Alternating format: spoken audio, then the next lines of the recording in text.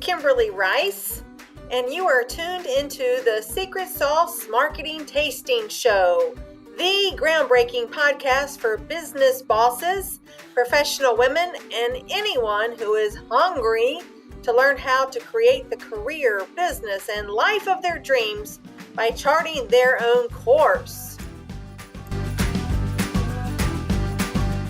Good morning, everyone. This is Kimberly Rice, President Chief Strategist of KLA Marketing Associates, bringing you another episode of the Secret Sauce Marketing Tastings podcast.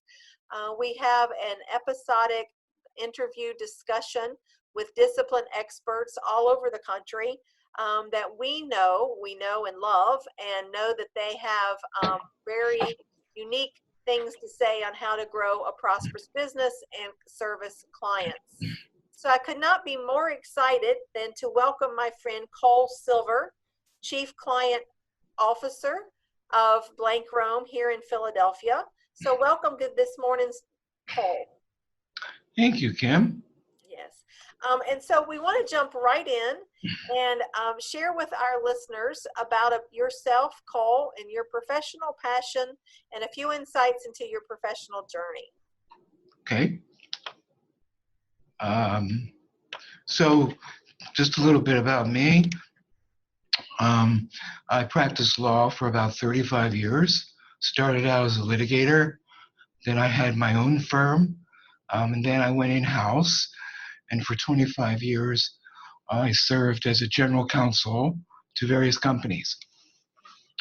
About 5 years ago, I came to Blank Rome as a client officer because the firm was innovative enough to understand that they needed to fully comprehend how the market has changed, how clients are interpreting and hiring outside lawyers, and what they want and expect from their outside lawyers.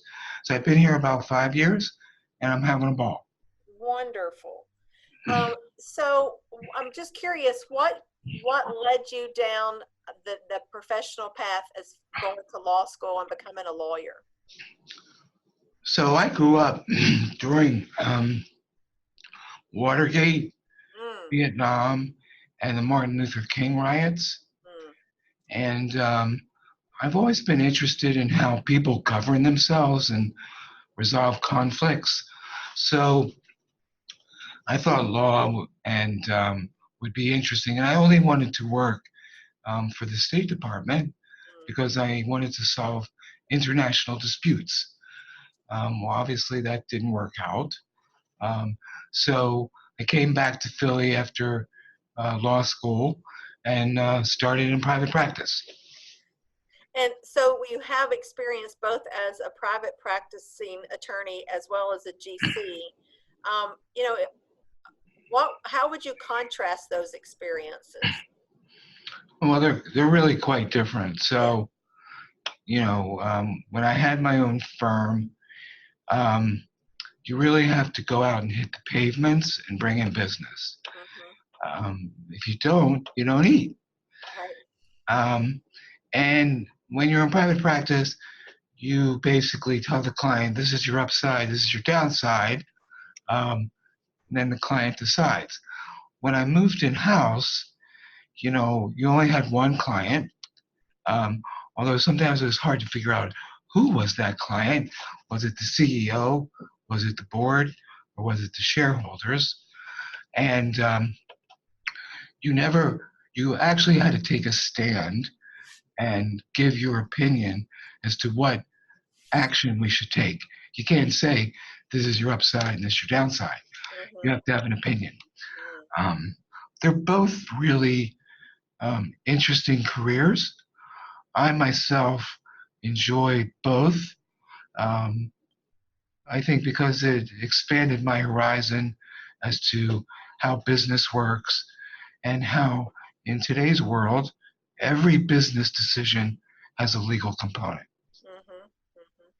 Interesting. I've worked with gazillion lawyers over the years that were private practicing attorneys for a long periods of time, and then would often work with a client, and then it was, pretty common for that lawyer to be wooed away from the firm and go in-house and work for that client. But I don't think I know of as many people that were a GC and then went the other way. Yeah, well, I'm not practicing law anymore. Yeah, of course. Yeah. The other thing, Kim, is the interesting thing about the in-house bar, since, I went in-house, is its growth. Mm, It's just astronomical. yes. And the client has now become the competitor, Mm-hmm. right? So it's very challenging for private practice lawyers. And they have to figure this out because if the in-house bar keeps growing, along with all the other alternative providers, it's just going to continue to take market share from law firms. Yes, clearly. I mean, we all know, we know that it's never been a more competitive time to be a private practicing lawyer. I mean, you're getting shots from multiple sides that just didn't exist, even 10 years ago or 5 years ago. Yeah, you're right. And so I'm curious, because your focus and the path that you bring to today, and you are, in your primary role at Blank Rome, a client officer. Tell me what that, help me see what that is. I mean, how you bring that focus to your lawyer clients. So, you worked with a lot of lawyers, so I'm sure you would agree that most lawyers think if they just do a good job, that that's good enough. But it really isn't today because, as you said, the competition. Mm-hmm. So what I try to do is I try to bring the voice and the mindset of the client to each engagement so that we are going the extra mile and providing service that I call memorable. When you think about it, people only pay for two things in this world. One, to solve a problem. Two, to feel good. So I try to connect our lawyers to not only solving the client's problem, but also making the client feel good about dealing with us. Mm-hmm. And so that can be a myriad of things because each client has its own aspirations and its own wants and needs. So it's our job to figure that out and make them feel special. No small task. No, but if you look at the companies in the world that really do well financially and with client experience or customer experience, Disney, Nordstrom's, the Four Seasons, these companies do very well because they treat their customers in a very special way. And I think that since most companies and most law firms do not, clients and customers are willing to pay the extra money to get that extra feeling. Right. Well, that's so. As a practical matter, like, if you can just provide a case study, I would be curious. I know how lawyers are, and this is a general statement, but oftentimes the personality of lawyers is to, and also being considerate of the billable hour, that they don't always invest themselves in developing the relationship on a personal level with the clients the way that, say, somebody at Disney may, or that's not a good example, but a business-to-business company does to increase and enhance their client user experience or their client experience. So those folks who do invest and who really do provide, that extraordinary service and develop that relationship has to stand up heads and shoulders over other firms and lawyers that do not. And knowing you, Cole, I'm sure that's probably what you teach. And I would love to hear, like, how do you bring that to life? How do you bring a Disney into a B2B environment? So I think I could give you lots of examples, but I'll just sort of limit it to, I try to teach lawyers and anybody else that's dealing with a customer or client that we as human beings make decisions based on emotions, Mm-hmm. and we justify them according to logic. So trying to get our lawyers to use emotional intelligence in touching the client in a special way. So once, for example, one of the best things you can do for a client is to help them and their family. So if you know their kid's trying to get into school, if you know their wife or husband's trying to get a job, if you know that they need a special doctor, anything that you can do in that regard goes a really long way. Mm-hmm. So if you learn about the client, learn about their needs, learn about their personal aspirations, um, you can devise a solution that is an emotional connection. That's when you win. Yes, yes. And that takes time, right? Yeah. Yeah. Something that we've heard forever is that people at large want to do business with people that they know, like, and trust. And it's become such a cliche, that people, there's people that want to do business with people that they know, like, and trust. Well, in our digital, ever connected age, knowing is pretty simple. You can know someone online, never have met them, read what they write or they share, and exchange, LinkedIn messages, Facebook messages, whatever. And you can maybe like them because you're impressed by how they present themselves. But that trust component, and that we've seen, that is the real relationship building fodder. That doesn't come but through the time invested in the relationship. Yeah. Would you agree with that? Yeah, it's, social media has done a lot to connect people and to be able to get information on people that you normally wouldn't have. But you are so right. In order to develop trust, you have to look at the person in the eyes, you have to go belly to belly, and you have to get that connection, that personal connection. So using social media to get the meeting, to get the personal connection is what I try to teach our lawyers. Mm-hmm. Yeah, And you go ahead. can't rely on that stuff. Well, absolutely. But then, adding the overlay of the ever-present hourly billing requirement, how do you help your lawyer clients bridge the gap of what they have to do in order to stay employed and what they must do to build a book or to retain, expand client relationships or clients? Yeah, great question. I guess the first thing I would tell them is to hire someone like you so Yeah, that you can help them maximize their time and their BD activities, right. right? Because you can waste a lot of time. Um, Look, working with someone like you're going to help them target, be competitive, and be efficient. Um, but at the end of the day, you have to understand that building a book takes time, Mm, and it's a marathon. yeah. And if you try to shortcut it, it usually fails. Mhm.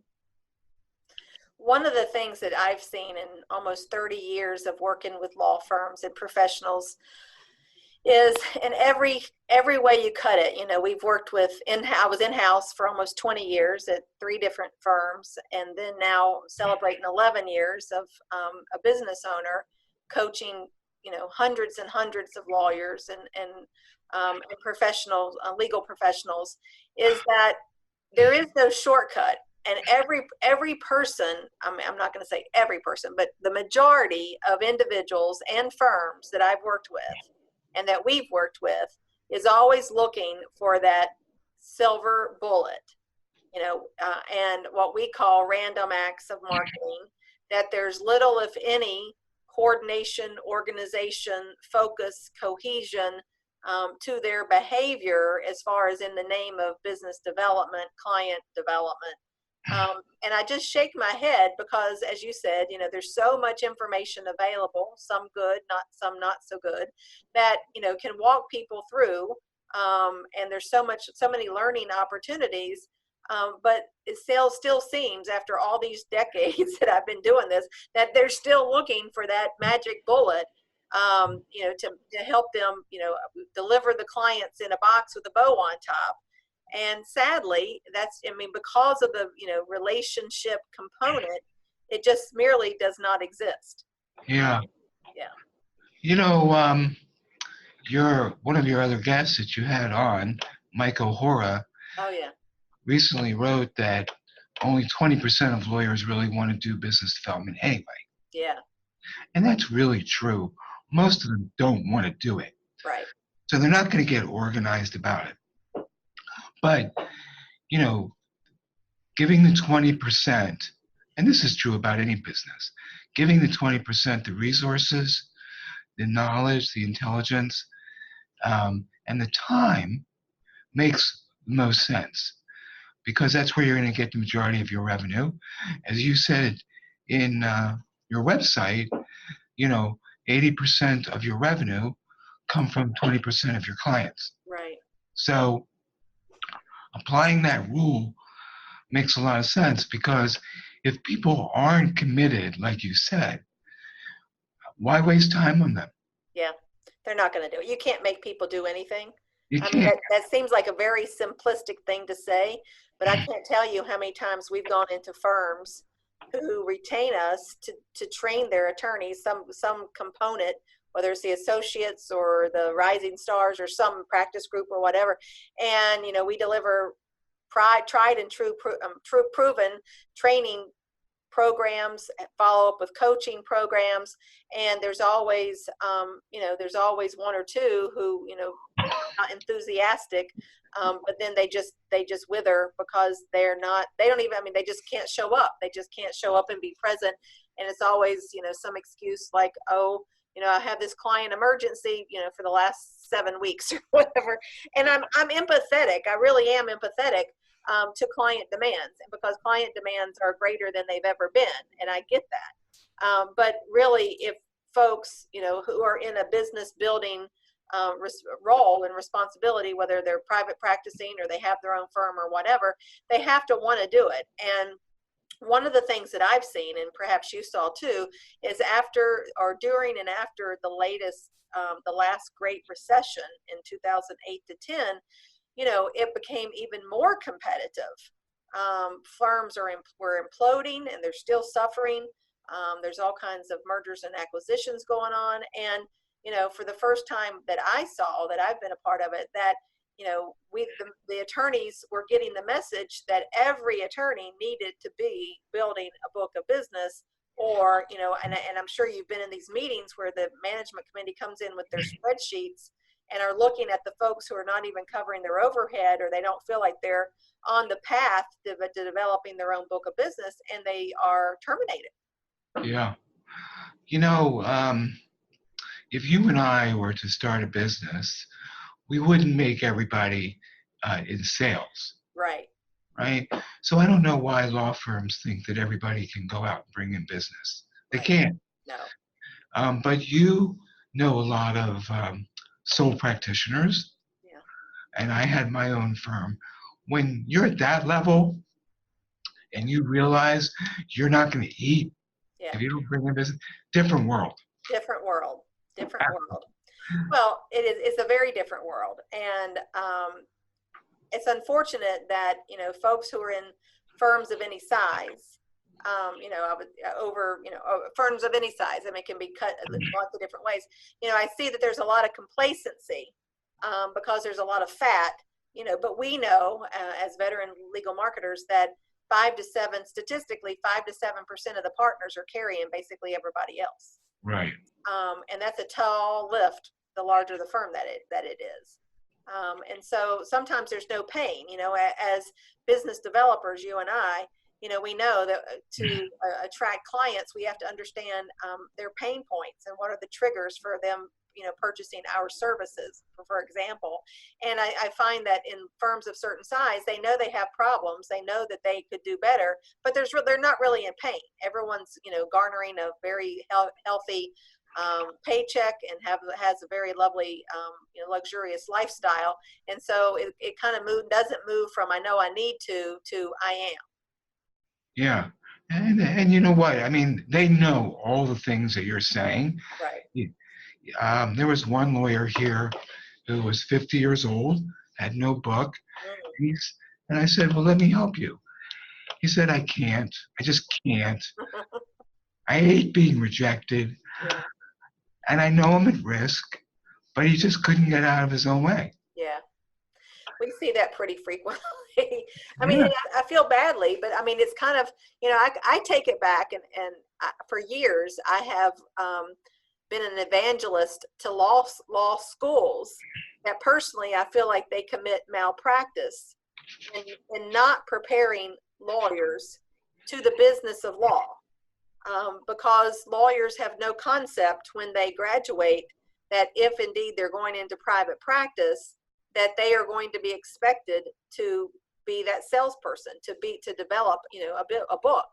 And I find that around the country, there are a few law schools who have adapted, reasonable and in some cases robust business of law practicums, but it certainly has not been integrated into the mainstream law firms that I'm, across the country that I'm aware of. And it's unfortunate. My stepdaughter just graduated Drexel Law in 2018, and we've had many discussions about being in private practice. And she didn't. I mean, there's none to her, not because of her, but she never even heard the word Rainmaker, or what does it mean to market. I mean, just basic concepts that law schools just don't even integrate into the education of a lawyer.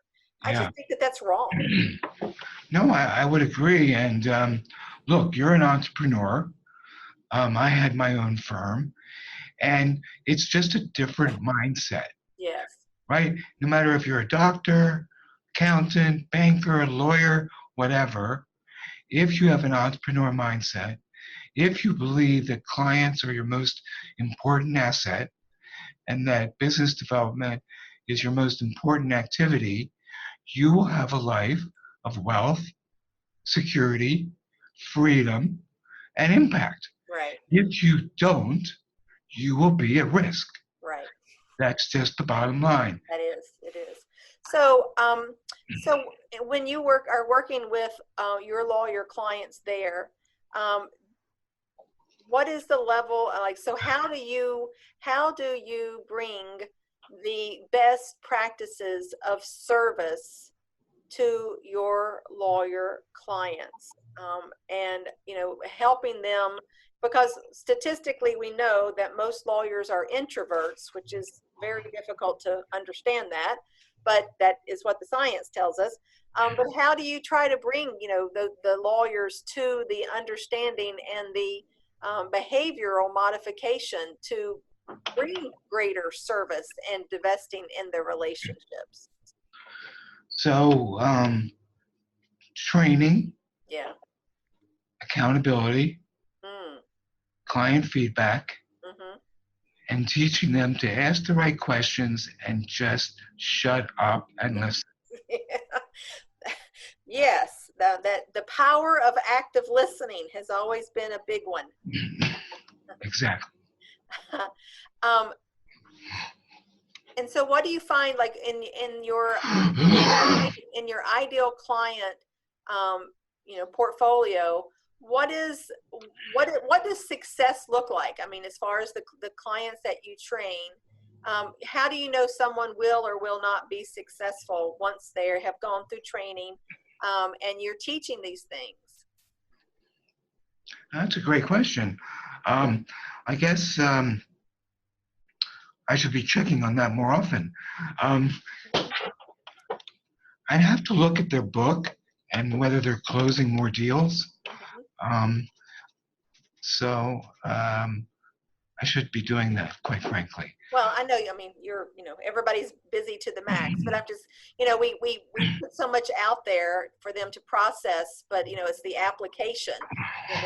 None of this is rocket science, but it's, they can Well, absorb it, but then not apply it. yeah. So let me just give you just two quick Sure. examples.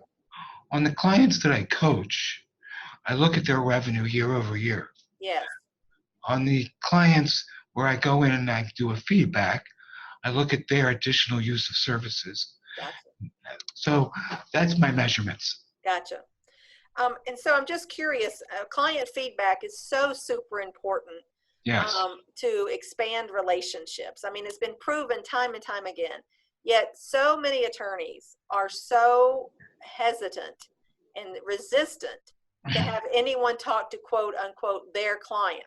Yes. And I mean, this has been the way it has been for as long as I've been in legal marketing. And one point is they're very territorial. They don't want anybody to touch their client. They don't think that they'll take care of them or they'll upset them and somehow disrupt the relationship. But then secondly, I've seen and heard that lawyers don't really want to know what the clients are thinking. It's almost like, it's don't know. You don't want to know what you don't know. Yeah. Which of course is very, very dangerous, because how many times as consumers, if we're not happy with something, we go tell 10 people that we're not happy, and then we just stop using the services without explanation. Right. But we see the converse when we do, engage clients, and client feedback is a wonderful way to send a positive message on the relationship and how meaningful it is, but then also to take care of services and needs that they may not otherwise have known that we provide. So for the clients that have the lawyer clients that you work with that have submitted to you or someone within the organization to talk with their clients to get that client feedback, how, if any, has that changed their viewpoint on the importance of communicating and garnering the feedback? So 100%. Oh, wonderful. Yeah. Well, you're absolutely right. A lot of lawyers are very hesitant to ask and to have someone talk to their clients. But when we look at the empirical data, after I do a client interview, I make suggested next steps. Mm-hmm. And when we follow that up and we see that we've saved clients or that we've gotten additional wallet share or that the client themselves will call the billing or relationship lawyer and say, that was excellent. Mm. I'll give you an example. Mm-hmm. I interviewed a Fortune 50 client 2 weeks ago. And then as I was leaving, I spoke to the general counsel and I said, because they have this preferred list, I said, how many of the other firms on your preferred list are doing these? And she said, none. Wow.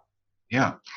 And since I was a general counsel for 25 years, I can say from direct experience how much a client appreciates when a law firm comes and says, how are we doing? How can we serve you better? Mm-hmm. I mean, think about it. If any of the service providers that you use, from your tailor to your doctor to your pharmacist, were to do that with you, Mm-hmm. how would you feel? Right. No, it really can be, I think, a relationship game changer. Yeah. But it requires the service provider, in some instances, to humble themselves and be vulnerable because they don't know what the client's going to say. You think that the relationship is going well, and generally people don't want to hurt other people's feelings. So again, it comes all back to the emotional and the relationship. And if for those attorneys, for those professionals who resist the client feedback or having folks to speak to their clients, you might look at their other relationships in their life, and it's like, it's just kind of putting your head in the sand and living in a state of denial, and not communicating the meaning of the relationship or how much it's valued or whatever. And conversely, and I've seen this a lot, I'm sure you have, if there are issues, if you or whoever asks the client the question, so how are we doing? what could we do better? You know, what are their issues? And there are actually issues. Oftentimes it's very difficult and humbling to hear that maybe you, the service provider, are not, you know, meeting expectations or not communicating or not being responsive or whatever the issue is. And that can be very painful to hear. And then secondly, to take some corrective steps. Absolutely. And so, You know, go ahead. it just shows not only humility, as you said, but respect. Yes. Yeah. It's hard. I mean, it is hard, but I mean, it's kind of the a means to an end. So Yep. I'm curious, because I'm a big supporter of women in law, women in business, that I would love to hear your perspective on, in your role as Chief Client Officer, how your training and experience working with male attorneys versus female attorneys breaks down in the client service arena. Well, in terms of business development, women are much more long-term thinkers, gardeners, if you will. Mm-hmm. In terms of client service, women are better because they have an emotional component, which they don't see as a weakness. Mm-hmm. But women have, you know, other challenges that men don't. Family obligations, male domination, industry issues, um, breaking the glass ceiling. So, you know, all those things are very challenging for women. Yes. Yes, they are, and it doesn't seem to be moving very fast in a positive direction, and it can be very disabling, I think, for a lot of women who have all the credentials that they need and are highly capable, yet, you know, institutionally, they're not being supported. You know, you've mentioned a lot of issues today about the legal industry Hmm. and about society.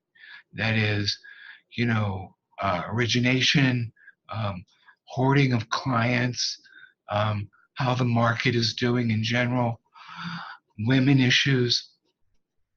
I think a lot of these issues are demographic issues, Hmm. and they're going to be resolved one way or another when the older generation retires, Mm, which is going to happen over the next 5 to 10 years. yeah. I think the profession will look a lot different. Well, I'm I feel confident and optimistic on that because, like you know, we have Gen Xers and millennials that think very, very differently. You know, those clients, they think very, very differently than, you know, the 60, 70, and 80-year-olds. And, you know, the fact that people are staying in the workforce longer. Yeah. You know, which is I mean, you've got like 5 generations in one workforce, or 4 generations, and I mean, that's a very unusual place to find an organization trying to, you know, bring cohesion and harmony, and as well as efficiency. Yeah, yeah. I mean, but millennials are a big part of the workforce, Yes. right? And I will tell you that I've heard general counsel say, "Why did you only bring old white guys to the meeting?" Yeah. Yeah, so that's very an enlightened question to ask. uh, Right. Honestly, because, you know, it's a white male dominated profession, though it's changing, Look, and people are beginning to realize, I pray, that diversity is a strength, not something a box to just be checked off. well, it is a strength. It's actually been shown that firms that are more diverse are more profitable. Yes, yes. So I'm just curious, how would you advise um, entrepreneurs or business owners, lawyers, professional service providers, you know, to bring to a point that they have satisfied clients, that they're implementing the client service and delivering extraordinary client service, to the next step of converting those clients to what we call promoters, as a way to expand their business? So I would say um, ask, ask, and ask some more, and then do extraordinary things for them, get them business, get them, uh, as I said, their kids into school, do the things that they need outside of your profession, because then you'll be seen as a connector and a promoter to them. And when people sort of get that experience, they want to reciprocate. The last thing I would say is to always say to people who you think enjoy working with you, do you know anyone else in your profession who might enjoy working with me? Right. Right? You got to ask for referrals. Don't you find that in your world that that's a real struggle? Absolutely. Absolutely. People are scared or nervous. People are scared and nervous to even ask for business. Yes.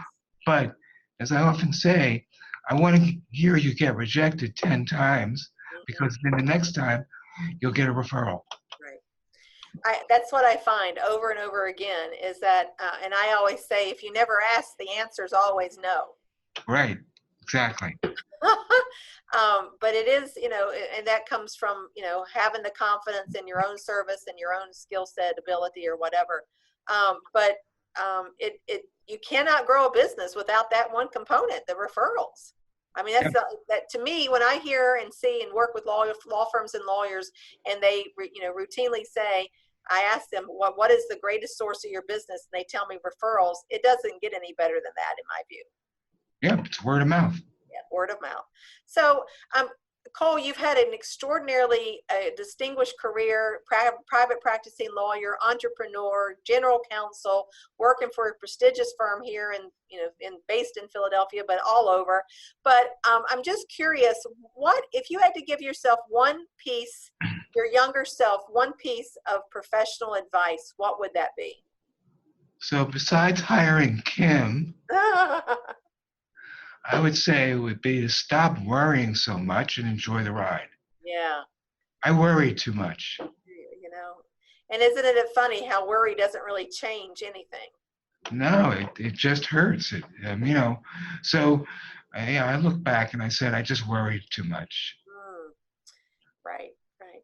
Well, this has been a wonderful conversation. Thank you so much. I know that our listeners are going to gain so much insight on how to, put client service and building client relationships at the forefront of their growing businesses. And I want to give everyone an opportunity to connect with you. I mean, you're a wonderful individual and highly skilled and are in a very unique, interesting role. I mean, I would imagine every day is different for you, Cole. Yep, every day. And so that's always invigorating. But how can people most easily connect with you? So you can connect with me on LinkedIn or Blank Room's website. Gotcha. Wonderful. Well, thank you so much. This has been fabulous. I'm so glad that we've had this opportunity to chat. And thank you to our listeners who have tuned in once again to our Secret Sauce Marketing Tastings. We all want everyone to keep moving forward. And thank you again. Take care.